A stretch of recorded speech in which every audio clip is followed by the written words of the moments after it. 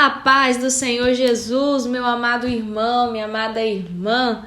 Aqui quem vos fala é Diasnara, ovelha da pastora Socorro. Glória a Deus, aleluia.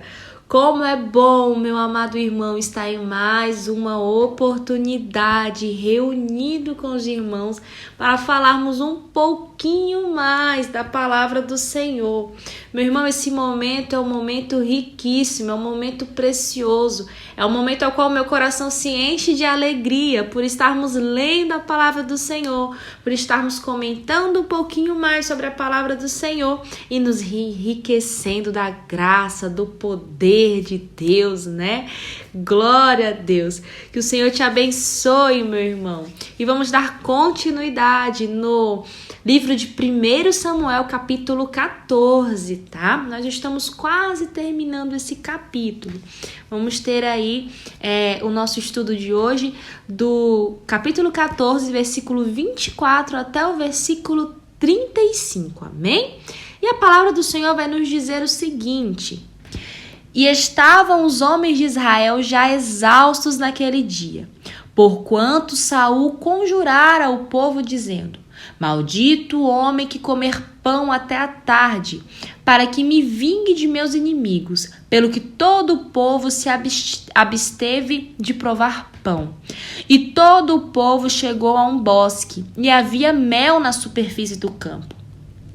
E chegando o povo ao bosque, eis que havia um manancial de mel, porém ninguém chegou a mão à boca, porque o povo temia a conjuração.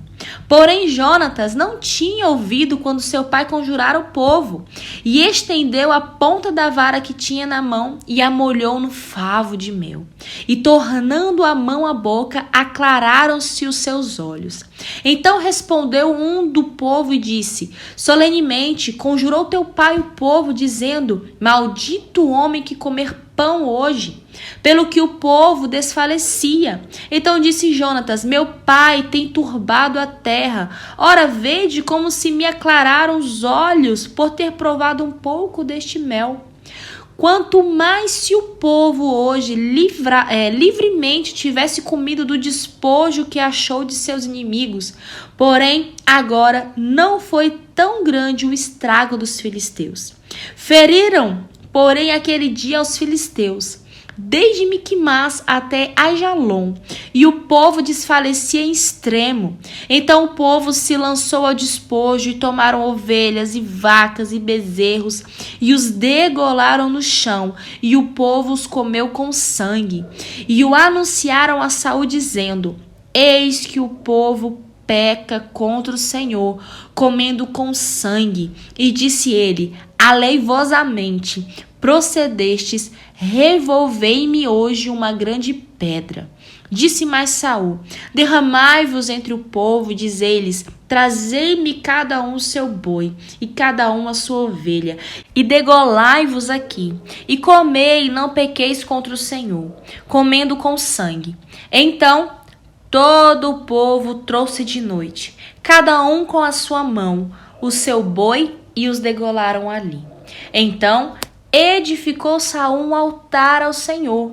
Este foi o primeiro altar que edificou ao Senhor. Aleluia, glória a Deus.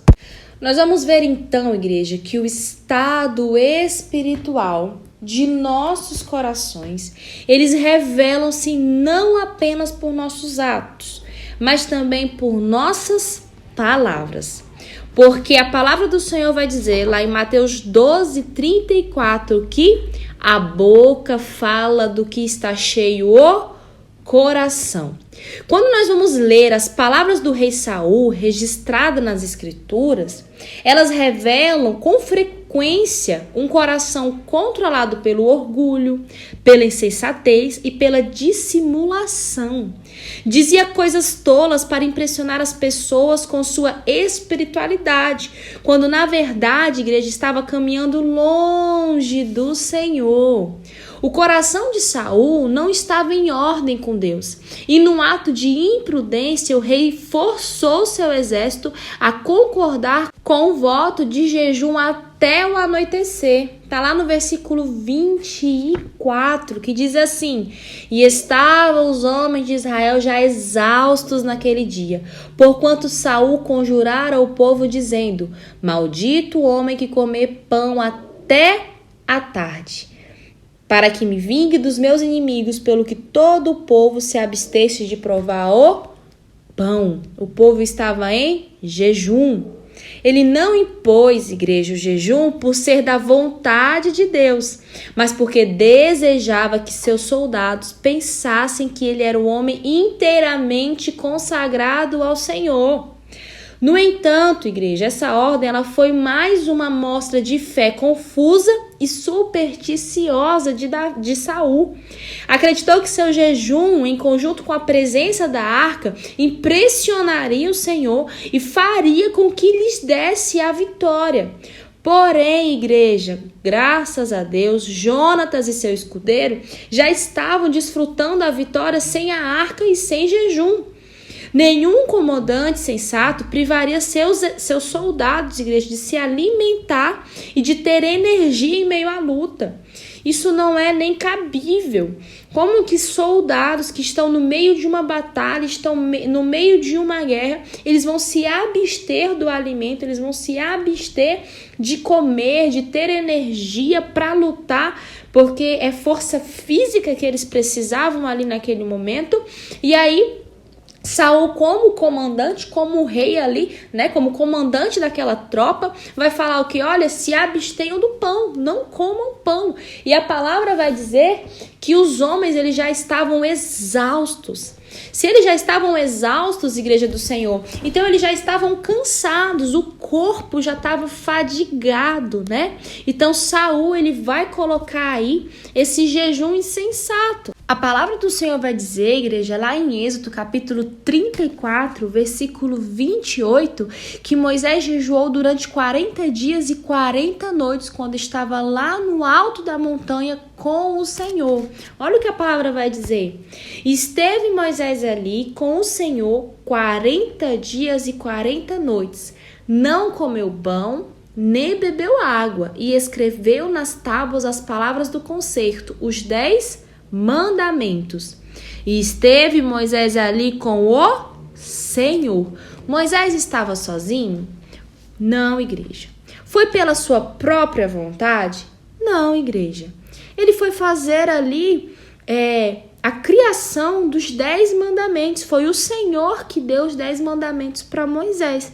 E Moisés ele estava com o Senhor, né? Então quem sustentou Moisés foi o Senhor.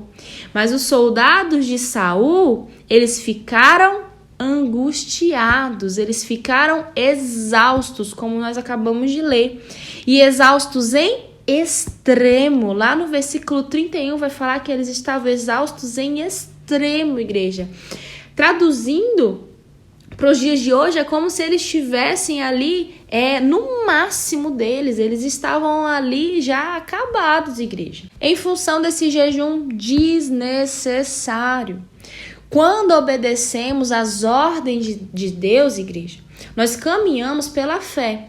Mas quando nós obedecemos às regras humanas, artificiais, apenas tentamos o Senhor.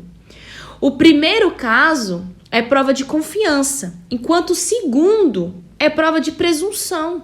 Nós precisamos todos atentar para a admoestação dada em Eclesiásticos 5:2, que diz assim: não te precipites com a tua boca, nem o teu coração se apresse a pronunciar palavra alguma diante de Deus.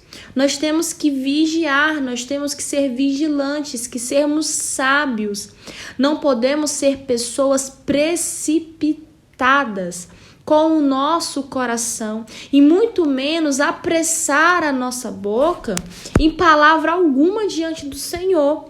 Irmãos, quando Jonatas e seu escudeiro juntaram-se ao exército israelita em sua marcha, eles não sabiam da ordem imprudente que o rei, que Saul, havia dado.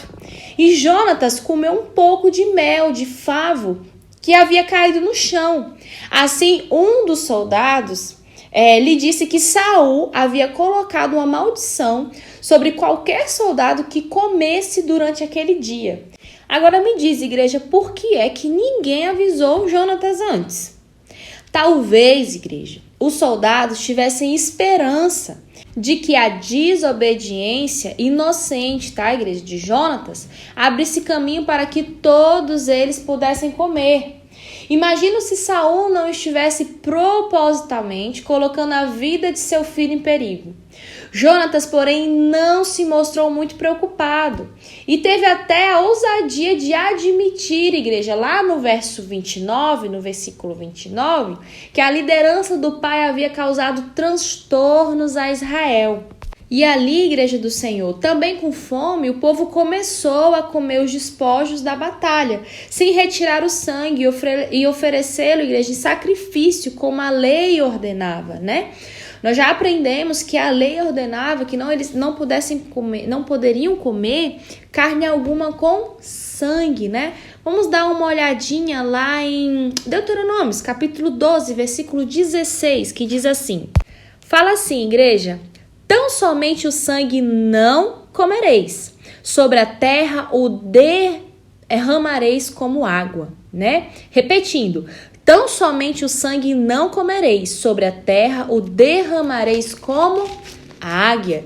Então aí vocês já sabem que era uma ordem do Senhor. Só que o povo estava com tanta fome que começou a comer os despojos sem retirar nem o sangue e oferecê-lo ali em sacrifício, né, ao Senhor. Então, igreja, o voto insensato de Saul não apenas enfraqueceu os soldados fisicamente, né, que tivesse ali servido de estorvo para que perseguissem o inimigo, mas como também criou nos homens um desejo anormal pelo alimento.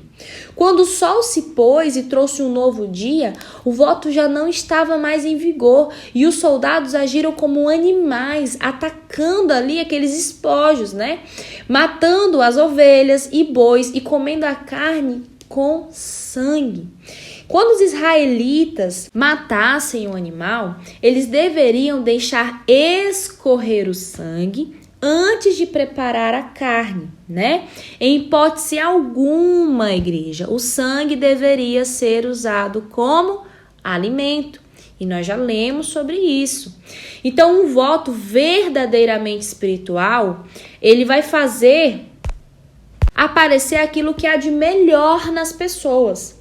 Mas um voto carnal, como o voto de Saul, ele trouxe à tona o que havia de pior nas pessoas, o que havia de pior naqueles homens. E ao tomar conhecimento desse pecado, né, desse pecado que o povo havia cometido, Saul ele vai edificar um altar onde os requisitos da lei pudessem ser cumpridos, tá? Tá do versículo 33 até o versículo 35.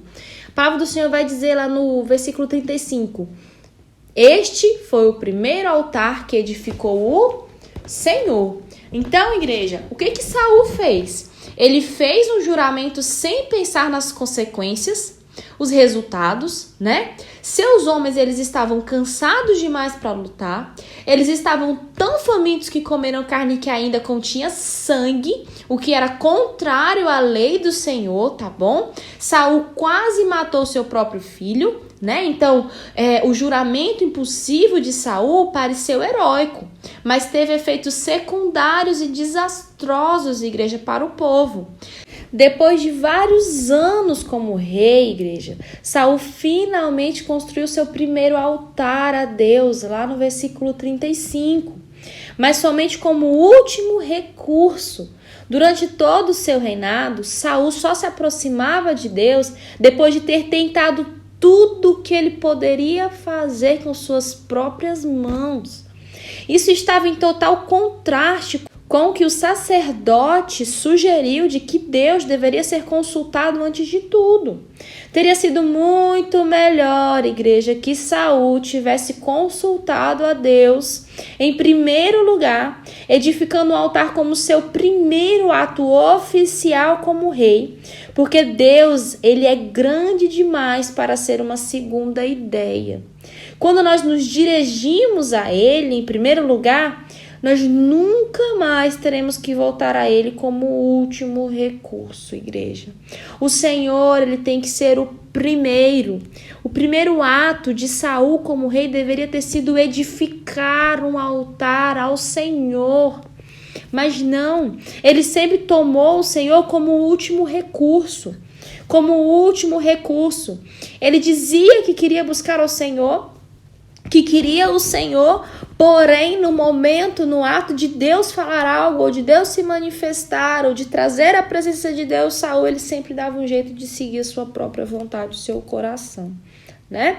Então que você seja abençoado com essa palavra de hoje e tenha sempre na sua cabeça que quando nós dirigimos ao Senhor em primeiro lugar nas nossas vidas, nós nunca mais teremos que voltar a Ele como o último recurso. Jamais, igreja. O Senhor, Ele tem que ser o primeiro e único. É o Senhor sobre as nossas vidas. É dele o poder, é dele a honra, é dele a glória. Tudo que nós façamos para a glória de Deus, para a glória do nosso Pai. O Senhor, Ele é o primeiro lugar em nossas vidas. Buscai primeiro o reino de Deus e a sua justiça, as outras coisas vos serão acrescentadas. Então sempre vai ser o Senhor em primeiro lugar, tá bom? E aqui, igreja, você não perde nada, você só sai ganhando. Vai ganhar um céu, um galardão, vai viver a eternidade louvando e engrandecendo o nome do Senhor. Vai ser muita vitória, igreja. Glória a Deus. Que o Senhor te abençoe e abençoe a sua família. Fique na paz de Deus. Amém?